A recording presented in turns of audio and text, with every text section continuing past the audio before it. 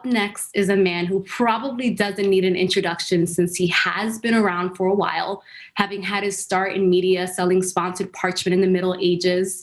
He's also a jack of many trades, an IT master, a craftsman, a rancher, and including but not limited to our global head of channel sales. Please help me in welcoming Anthony Rizzicato to our screens as he prepares to share an update on where our channel business stands today and what our focus will be as we head into the future. Welcome, Anthony. Thank you so much, Illy, for that amazing introduction. And, it is winter here in New York and snow has just started, but you have managed to make me blush and give a little color to my cheeks. So thank you so much for that. I'm here to talk to you a little bit about something we've discussed amongst this partner community a few times. Last time we had talked about this seemed like about 15 years ago, and we were together in London, and we had rallied around talking about humanity's superpower, and it's something that is super important to me because in times of challenge and in times of abundance. It is important in both of those times to make sure you understand who your community is, how you are supporting it, and how that community is supporting you. So I'm going to spend a little bit of time talking about a new version of humanity's superpower. And I am, this clicker doesn't seem to be going anywhere. There we go. And the new version that's a little bit of a nuance, we're calling it Humanity's Superpowered Squared. We're not super great at naming things, so we just kind of add the squared at the end of there to change it up a little bit. But as a refresher, if you remember what I was talking about, we learned from the book Sapiens that one of the really only unique things, or at least the most unique thing about humans, about all of us, is our ability to collaborate flexibly. And it's not one of those things, it's both of those things at the same time. It's our ability as individuals to come together. You and me could get together right now, walk off of this Zoom and go build a barn. You and me and maybe a few other people could get off of this Zoom call and go and maybe redirect a stream so that we have better irrigation for our crops and can better feed our communities. Those skills that are innately human have been around for millennia. It is what has made us successful as a species. And those skills, which were, initially around making sure we were fed and safe and, we were able to run from the lions or, hunt a rhinoceros, we now use those very same skills to build businesses, to help invent the future. And in many cases, solve these huge problems that face humanity, for example, coming up with a vaccine for a global pandemic. And the idea behind networks originally was as a failsafe. It's no surprise that the military originally developed the Internet protocol, the HTTP protocol, because they were worried about communications being cut off. And so if you think of a network, it is by definition resilient. It is by definition points of multiple success rather than a single point of failure. And so I encourage you to think about not only these networks as a way to get something, but as a way to invest so that the whole can experience greater success. And communities take a lot of forms, networks take a lot of forms, and at various times in history, they serve different purposes.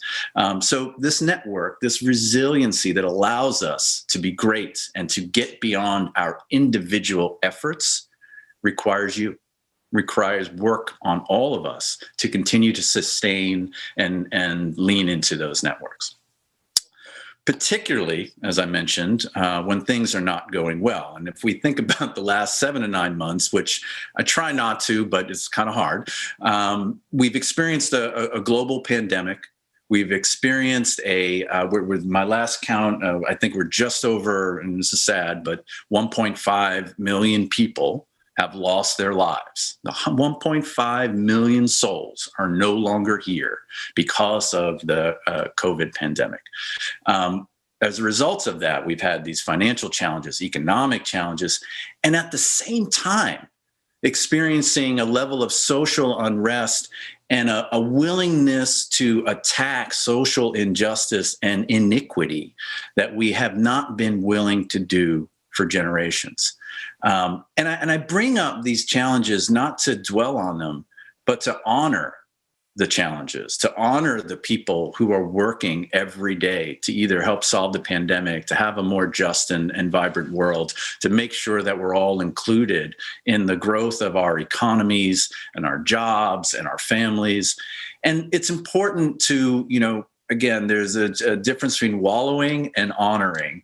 And it's important to honor the folks who are really taking the time to make this a better place for all of us. And sometimes that's us. I know there's a fair amount of folks in our partner community who are doing their part, and I know our teams in LinkedIn are doing them as well. But it's been challenging times. However, what I have seen, and I know you've seen it as well, it is when days are a little dark, when things are a little challenging, that we see this beautiful inspiration. We see folks doing work that was unimaginable. We see doctors and nurses coming out of retirement and walking into an infectious disease war zone to try and help. That alone is just amazing. We see parents looking after other parents' kids so that that original set of parents can go to work and earn a living because they're home from school. We see communities and government being activated on a local level to make sure that testing is available, that vaccines are underway. And it is just, when you think about the hard times, it's worth spending a minute or two about the inspiration that we can gain from what's coming out of those hard times. And that purpose, a finding of that purpose, and Kevin Delaney mentioned this yesterday, finding that purpose and meaning around what we're doing is frankly something that can help all of us on a day-to-day basis. And I encourage you to just think about those things. Our superpower is coming together flexibly and collaborating. Our superpower squared is aligning against a common purpose. And just imagine if we took that initiative against some of the largest longer-term challenges that we face, whether it's climate or economy or injustice, we could solve all of these problems, but only if we work together. There is no great man or great woman theory that really stands up in any of this. It's all of us. We are literally in all of this together, and I encourage you to keep thinking about that. Across our partner communities, there are tons of great work. I can't even list them all. People donating time, people making space for underserved communities, promoting people who maybe in the past might not have had an opportunity to stand on a stage and talk about the things that are important to them. It has just been remarkable to see globally every one of you doing what you can, leveraging a balance sheet, making a creative solution happen out of nothing. It is just really remarkable. And I encourage you again, when we think about, our ecosystem overall and the companies that exist in those ecosystems, those companies are people. Those customers of those companies are people. You and I, the work we do together, me and my team and your team and your customer's team, can really make a difference. And it's not just about advertising and marketing. It's about creating an environment where everyone can be successful as long as they participate, as long as they're willing to do the work along with us. Everyone can benefit from this growth across our ecosystem. And I can mention, the work at Acxiom and Rollworks and HubSpot and Hootsuite and 4C, now part of Mediaocean and AdStage. You all are doing amazing amounts of work. But the time right now is not to think about our individual efforts. It's to think about how do we square our superpower? How do we supercharge the superpower. And that is by finding common purpose and meaning. And again, if you missed Kevin Delaney's piece yesterday, I would certainly go back and watch that segment. It was pretty inspiring. And, for those folks on this call and around our partner ecosystem, we haven't all lived the same lives. We all bring a different context to it. And I encourage you to be all of you. I have been encouraged to be all of me by my boss, my company, and my organization. I am going to pay that forward and encourage you to be all of you and help the folks in your community as we go through difficult times, at least for the next 6 months or so, and we get to the other side of vaccine, and then we can start to even attack some of the larger global problems that will continue post-COVID. There's a quote here I wanted to read, and I want to read it out loud and kind of slowly because I think it's super important. Communities survive better than individuals. Evolution is based on the concept of mutual benefit and the extension of generosity.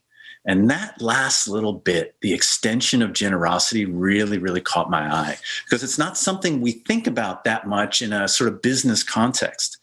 But as we just heard, give someone that 10 minutes to have a discussion. Ask someone what they think about something that isn't directly in their line of sight and maybe activate a new solution or a new way of thinking about something. That generosity piece, I think, is maybe a little misunderstood and underappreciated. And we can all do it. It costs us nothing. It's just a few minutes. So I encourage you to do that. These networks and resilience and how we can have multiple points of success rather than single points of failure. It is when we are resilient that we can grow regardless of our environment, whether the economy is up and to the right, flat, or maybe suffering a little bit as it has over the last 7 to 9 months. And that resilience comes out of our ability to be successful.